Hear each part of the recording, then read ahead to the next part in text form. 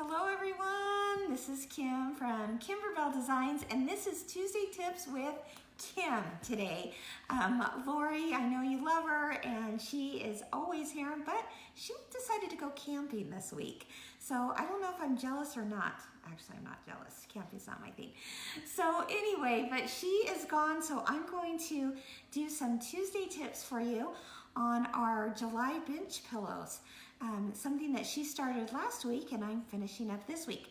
So stay tuned because after I give you my tips for this, we're actually going to announce the winner of 2 pillows. You actually are going to win the finished pillow for July. So see, we've got the July one here, and then we've got another one that is here that you'll see here in a minute after we do our tips. Anyway, some fun stuff. So while we're waiting for people to get on, I'd love to hear where you're from. So tell me your name well, you don't have to tell me your name because I actually can see it on Facebook, right? But tell me where you're from. We love to hear from our audience, our Kimberbellas and fellas, and just anyone out there watching Tuesday Tips. We'd love to hear where you're at.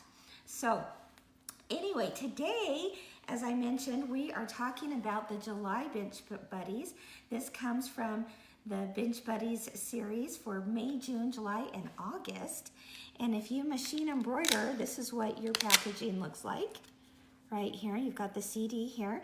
This is the pillow that actually Lori talked about last week, and this is the pillow that someone's going to win, as well as this pillow right here is the little bicycle with the cute little flowers and mylar balloons and such. So this is the machine embroidery version. If you are someone who loves to sew, well, we've got you covered as well, and that is in this packet. So make sure you visit your favorite quilt shop online or brick or mortar store and find out about the Bench Buddies from Kimberbell. Okay, so first things first, we're going to, I'm going to show you how to make these cute little flowers here, the little yellow daisies. It's really simple. And this pillow in particular, though, you want to zoom in on there, that little flag. That is for all of our Canadian friends. So there are actually 2 different options in this packet, one with a US flag and one with a Canada flag, because we have lots of friends there as well. So as far as that yellow flower goes, well, it's really simple. The design for embroidery is actually going to stitch out these little templates, and that's the little daisy scallop that you see there. What I want you to do is once you stitch that out just on felt, you're going to cut directly on that line so that you are actually snipping off the little threads. Those will just automatically come off, much like what Lori showed you last week with the wolf roses. The same thing's going to happen with this, okay? So you're going to cut those little scallops and you'll have something that ends up looking like that. And then I just doubled my thread and took a needle, and I am going to show you that I'm just going to quickly do a running stitch. It doesn't have to be very close. No rhyme or reason. You're just going to do a running stitch all the way across. Now, because I knotted my thread in one end, it's going to not pull through. And then you're going to just gather it. Now, if I were doing this for my own little pillow, I would do it in a coordinating thread color so that you don't see any of that thread should that pull apart a little bit. But for reasons today, we are actually going to put it into the darker thread. Okay, all you do is just gather it. That's it. Then you're going to put the little ends together and take a few stitches up and down to tie those ends together, and then top it with a button. And once you've done that, look at those cute little flowers you're going to find on your pillow. So when it comes time to attaching those flowers, you just want to do that with needle and thread or a little bit of fabric glue. Either will do. Okay, the next little embellishment I want to show you is these mylar balloons. Can we have a question about that? Is there an SVG to cut the felt on the Scan and Cut? That's a great question. And no, there's not on that. Now, we do include SVG files for anything that's regular applique, but for this type of project, no SVG file. The design is stitched directly onto that felt. So anyway, great question. All right, so for the Mylar balloons, you literally are making this out of Mylar and a little bit of wash away stabilizer and some thread. So what we did here is we just hooped our stabilizer. This is just wash away. 1 or 2 layers will do. And then we took some tulle and we layered our tulle, and then we took our Mylar sheets that you can find, and we just used one of the iridescent sheets, and we layered that on top, and then put another piece of tulle on top. Once we did that, we stitched all the way around, just like that. Now it's ready to pop out of the hoop, and I'm just going to cut around it. Just very quickly. Nothing has to be exact on this one. Okay. You want to get fairly close, but not so close that you accidentally snip your threads. You don't want to do that.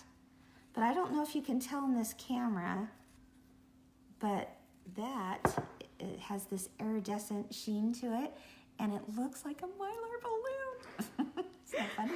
Okay, once you've done that, you'll just take your little basin of water here, and I'm going to just plop those down in there.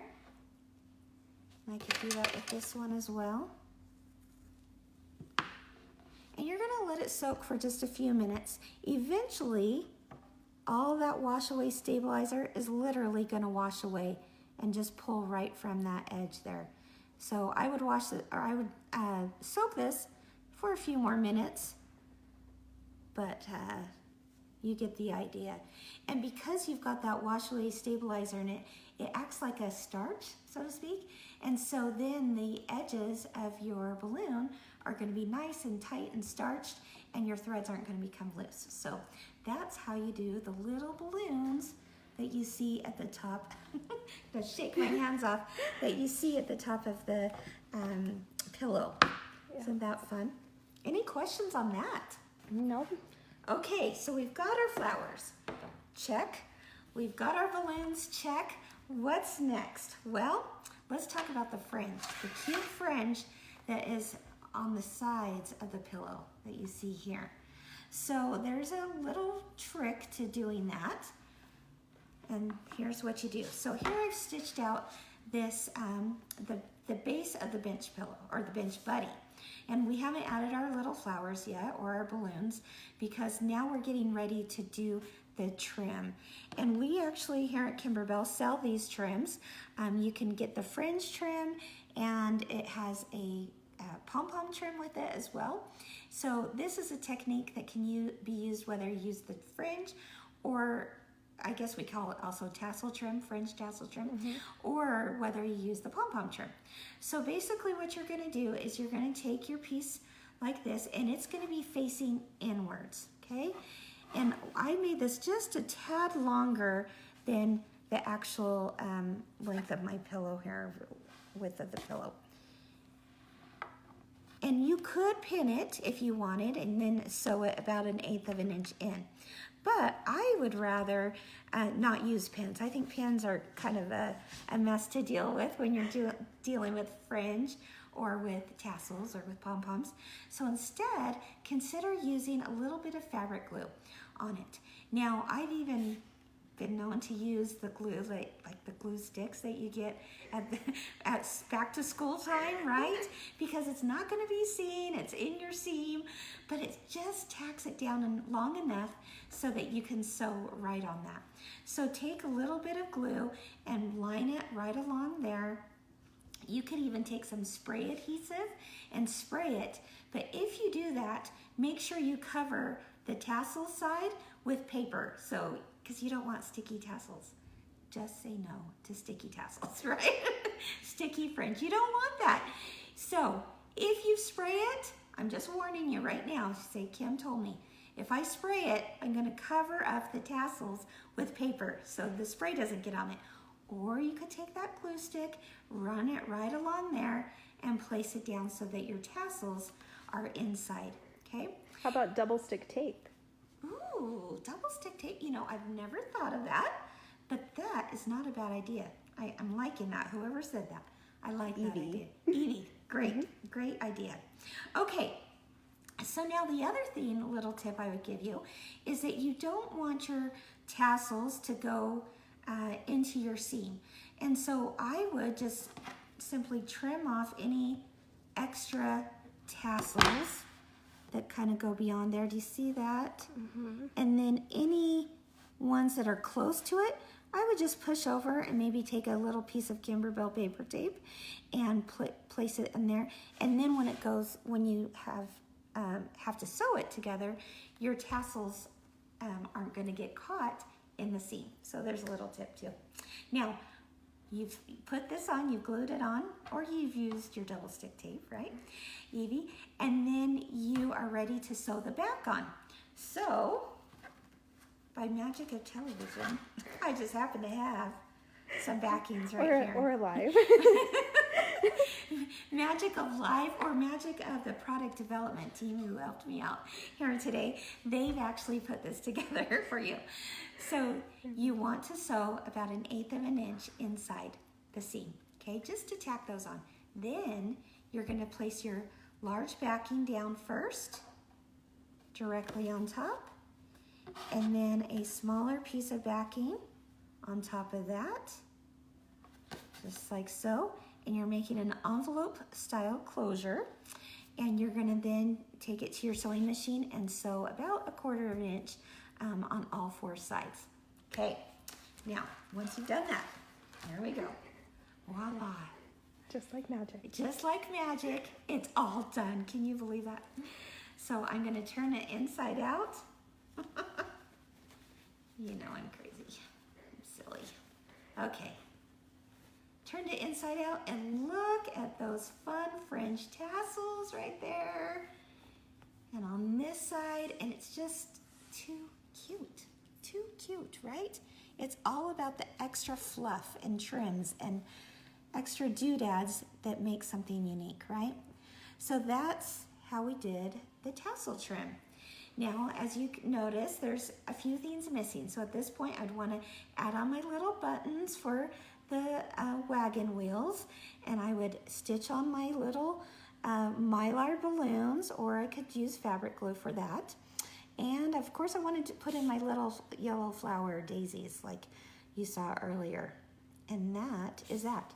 Then you take our 5.5 by 9.5 inch pillow form, fill that baby up, and you've got a pillow. You've got a bench buddy. So, any questions before I announce the winner?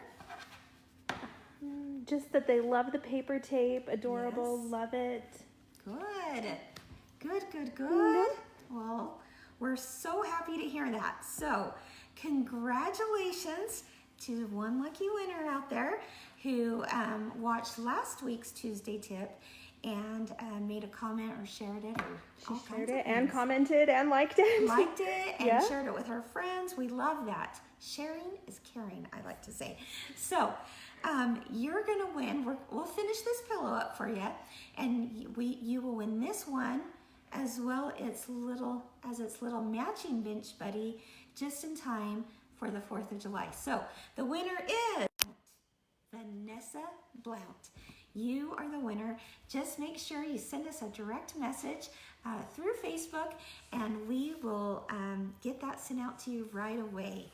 So congratulations, Vanessa, and thank you everyone for watching Tuesday Tips with Kim this week. Bye.